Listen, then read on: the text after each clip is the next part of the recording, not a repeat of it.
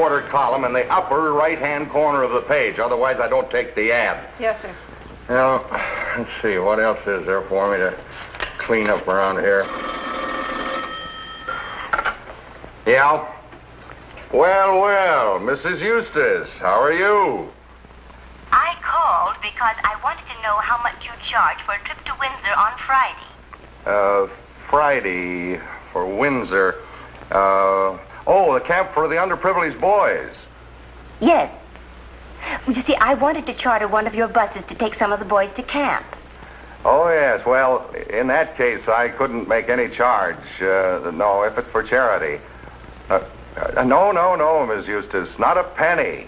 No, just expenses. I want to do everything I can for those dear little fellas.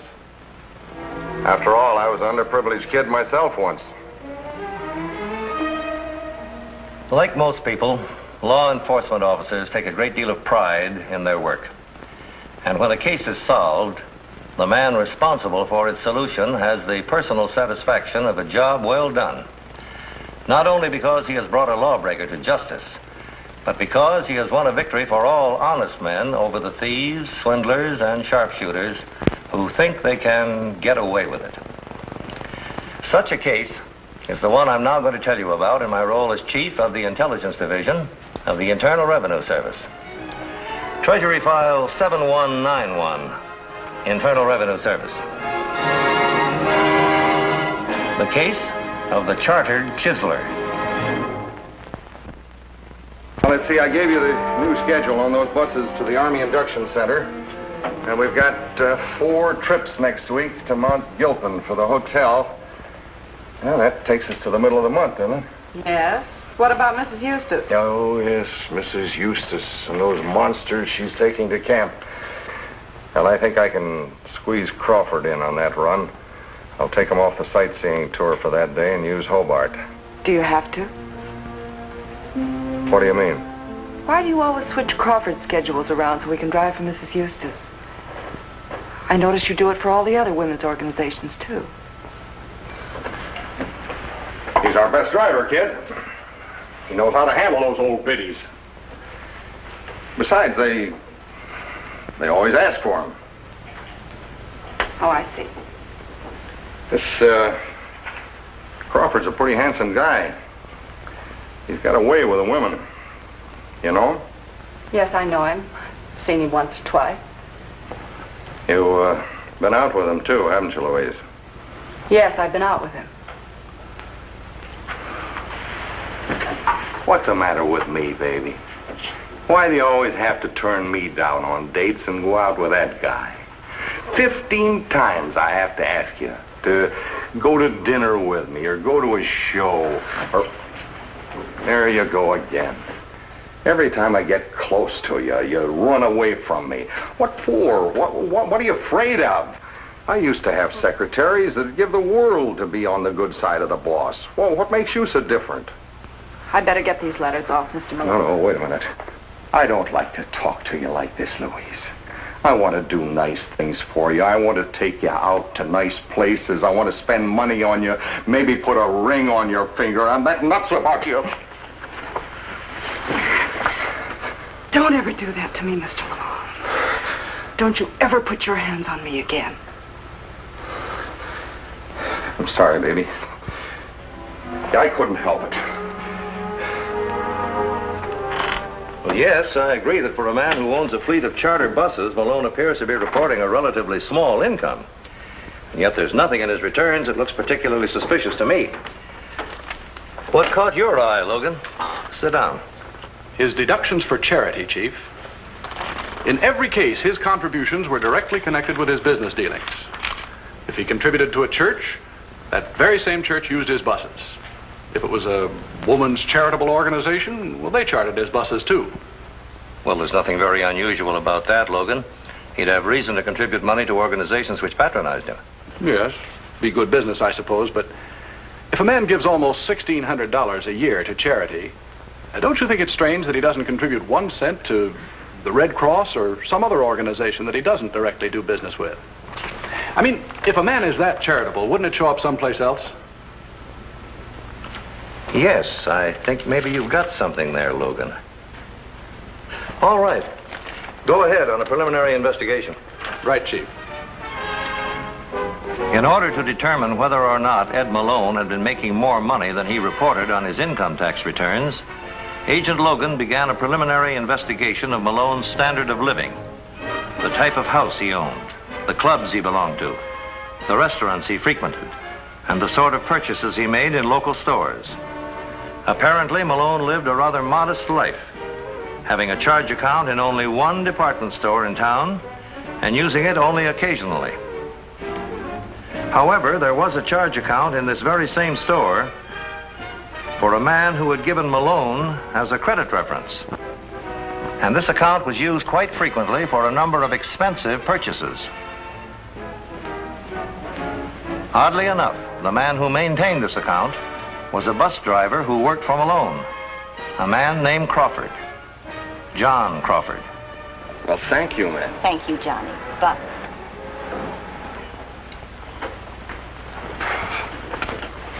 You don't have to count it out for me. I know how much Mrs. Eustace paid you. Just put it in with the rest of the receipts and make a deposit for me in the morning. Right. Oh, one more thing, Johnny.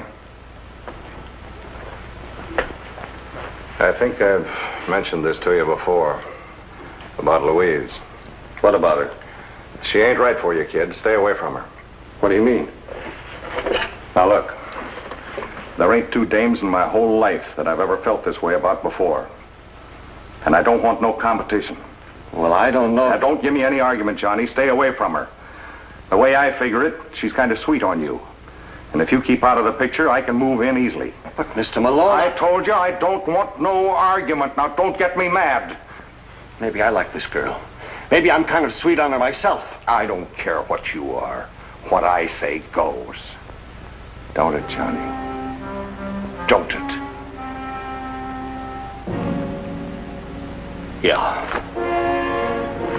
Yeah.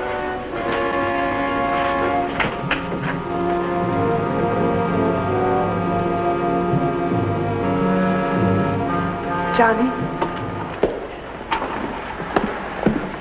Honey, I told you not to meet me here. Do you want somebody to see us? I don't know what I want. What's the matter? What isn't the matter? Do you know what it's like to be in an office all day long with a man like Malone? Why can't we just tell him that we're in love with each other and we want to be married? He wouldn't like it. He'd go through the ceiling if he knew we were going around with each other. Then let him. What difference does it make how mad he gets? We don't have to suit him, Johnny. Remember, you're just working for the man. You're not his slave. All he can do is fire you. I wouldn't like him to fire me. I need the work. Oh, Johnny, you can get another job. We both can. Then we don't have to put up with all this. How do you suppose I feel? Meeting you on the sly all the time. Pretending I don't know you in the office. Sneaking outside to call you up. I love you, Johnny. I love you. You think I can go on like this? We just have to mark time for a little while. Then we'll save enough and we'll get married. Then we'll walk on out on Malone whether he likes it or not. Well, why can't we do that now? Well, because he pays good money and nobody else in this town would pay me the dough I get from him. Is that the only reason you want to stay? Of course. What other reason could there be? In an effort to approximate the gross income of Malone's chartered bus service, Agent Logan checked with all the sources of income listed on Malone's tax returns. The clubs, the schools, and particularly the men's and women's organizations with which he did the bulk of his business. By investigating these organizations, Logan learned that, oddly enough, in a great many instances, Malone's drivers were paid in cash. We always pay in cash. Mr. Malone gives us a discount for paying in cash. A rough estimate of Mr. Malone's gross income revealed that over a period of 3 years, he had reported some $200,000 less than he actually took in. It was then that we decided to make a full investigation. Louise, Tell Johnny Crawford I want to see him. I'll wait right here for him. Yes, sir.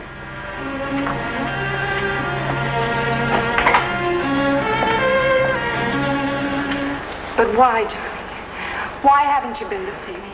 It's been almost a week and we haven't even had a date. Well, I was out of town for 2 days and... And what?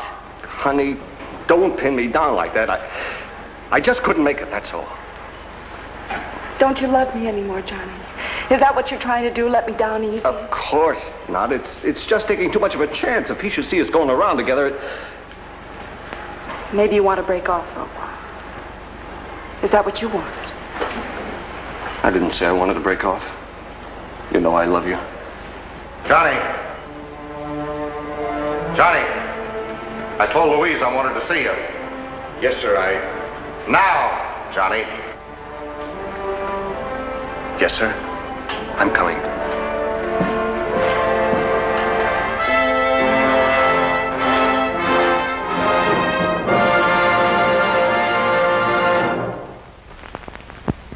Well, no, not at all, Mr. Logan. I don't mind you going over my books, but going over my books is one thing. Spending 2-3 days, after all. I'm sorry it's taking so long, Mr. Malone. But what's up? I always file my returns and pay my taxes. Yes, certainly. Well, I guess that'll be all for today. But you haven't answered my question. Look, I've been a pretty decent guy about all this. I got a right to know. You'll know, Mr. Malone.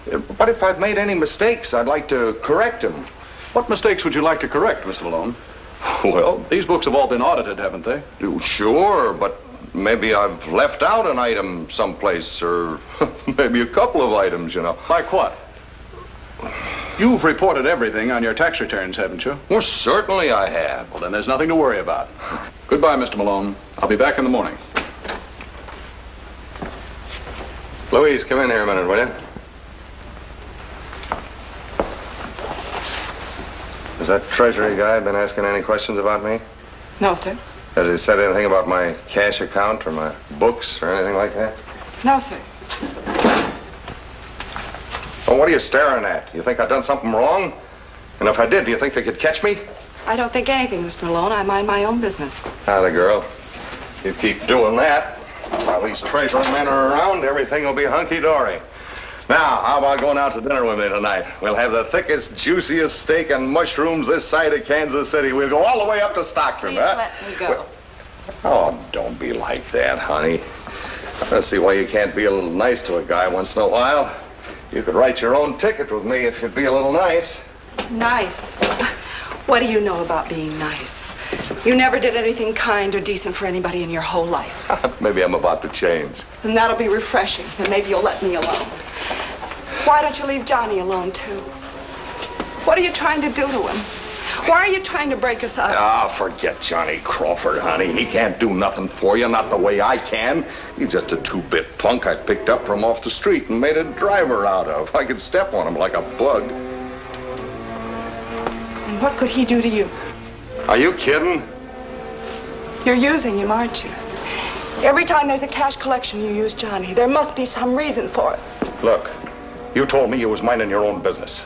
This is my business. Anything to do with Johnny is my business. If he wasn't doing something crooked for you, he wouldn't be so afraid of you. Louise, this kind of talk's going to get you into trouble. You've got to learn to keep your mouth shut. So you can keep on with your crooked schemes? So you can keep Johnny from trying to see Shut me? up, you little dope. I ain't got no crooked schemes, and don't you run around saying I have. Please, you're hurting my arm. All right. Keep your trap shut. I warn you, Louise. I can make a lot of trouble for Johnny Crawford if I want to. If you don't behave yourself, believe me, I will.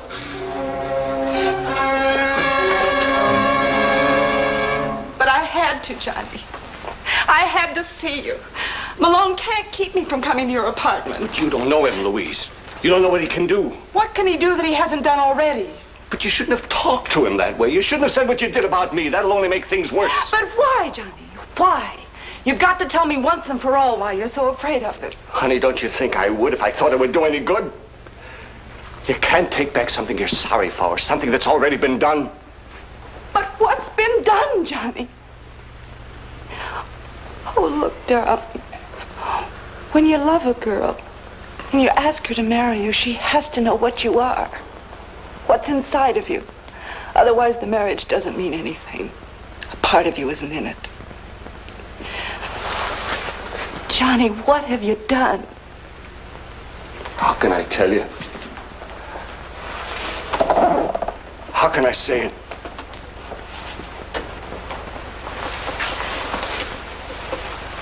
Is it that bad, honey? Louise, I killed a man. 6 years ago, I killed a man, a drunk on the state highway. I ran over him and I kept right on going. You didn't report it to the police? No. I was so scared, I kept telling myself I couldn't do him any good.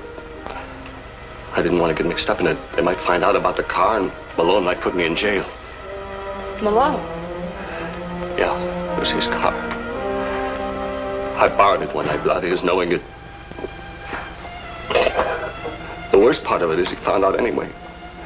Caught me driving it into the garage. But he didn't put me in jail.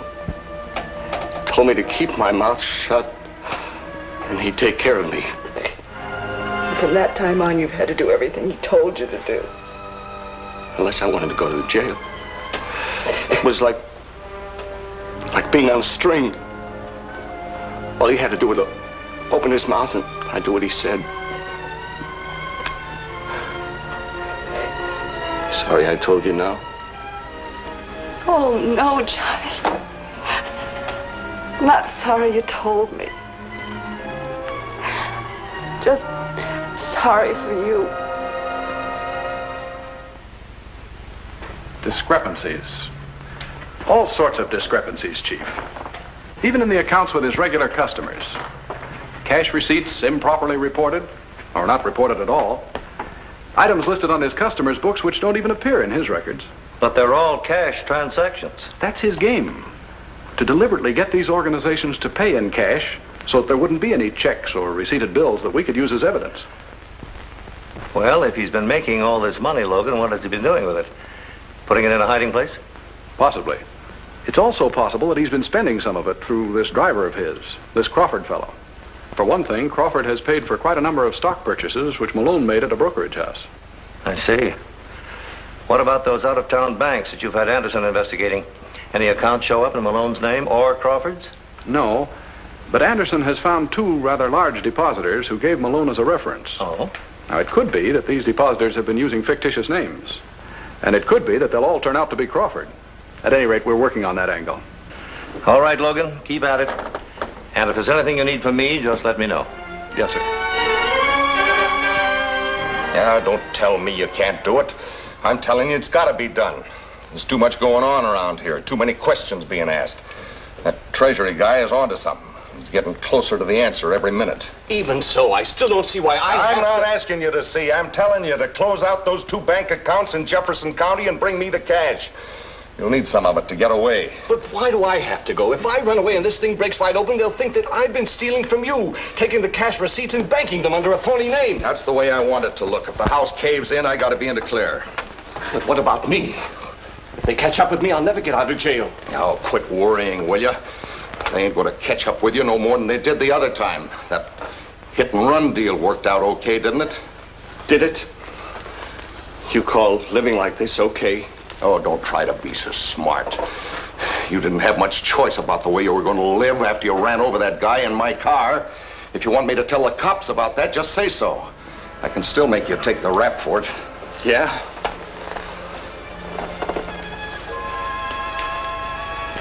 Well, maybe I can make you take the rap for a few things, too. With the Treasury. You want to try it? You want to go to jail for sure? Or do you want to play it smart? Get out of town for a while till this thing blows over. Which is it, Crawford? 5, 10 years in jail? Or a chance to walk away from it? Come on, make up your mind. Okay, Malone. I'll go tonight. Now you're talking.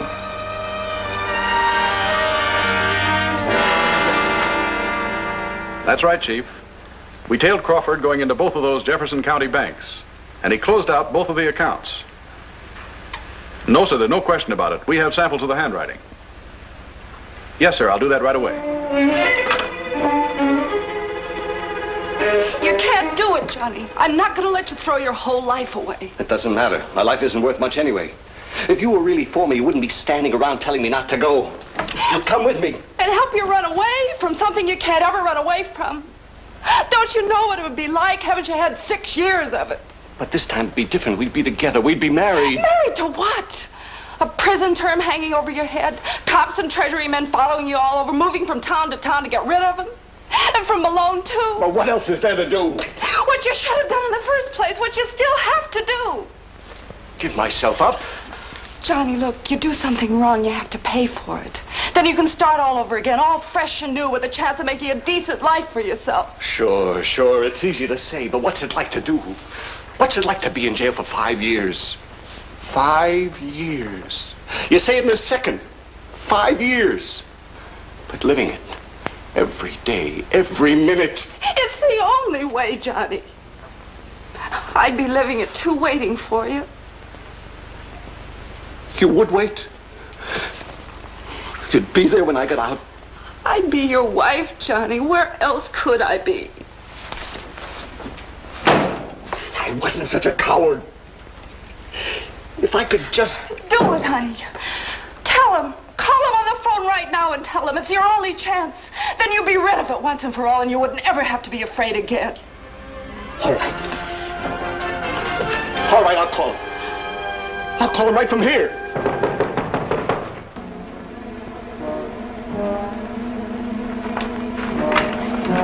Hiya, Johnny. Well, Louise. What do you want, Malone? I just dropped by. See how you're getting along. The train leaves in about an hour. Thought I'd drive you down to the station. I don't think he's going, Mr. Malone. No? Well, I didn't think I'd have much trouble persuading him, but if there's going to be any argument, I think I can settle that, too. He's not going, Mr. Malone. And you're not going to make him. Is he, Johnny? Tell him, Johnny. Come on, pick up your bags, kid. Come on. No. You're wasting time. No, I'm doing it right. For the first time in 6 years, I'm doing it right. Look, Crawford, you're not talking to me. You're talking to a gun. You've had a gun at my head for 6 years. For 6 years, you've been whipping me with it. Scaring me. Making a nothing out of me because I was afraid you'd pull the trigger. Now I don't care anymore. Go ahead and pull it. Go ahead, Malone. You want to kill me? Go ahead and kill me. Well, why did you do it? Why are you so scared? What are you so nervous about? Who's at the door? Who's there? Special Agent Logan, Internal Revenue Service. Crawford, I'm still waiting. I want to talk with you. I'm coming.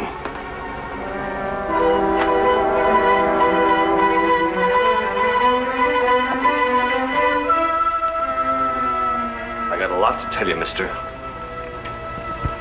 A lot to tell you. All right, Crawford. You can start right from the beginning.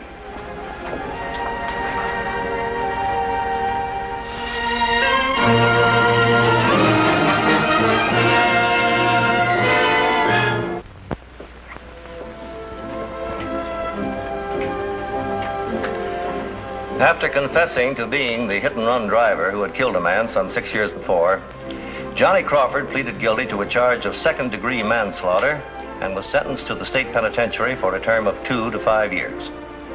He was also convicted by a federal court for aiding Edward Malone in deliberately attempting to evade the payment of income taxes. However, because he testified for the government, he was given a suspended sentence by the court. As for Malone, who was convicted of income tax evasion on 6 counts and sentenced to the federal penitentiary for 7 years, an ironic ending was written to his story. He was taken to the penitentiary from the United States Marshal's office in one of his own chartered buses.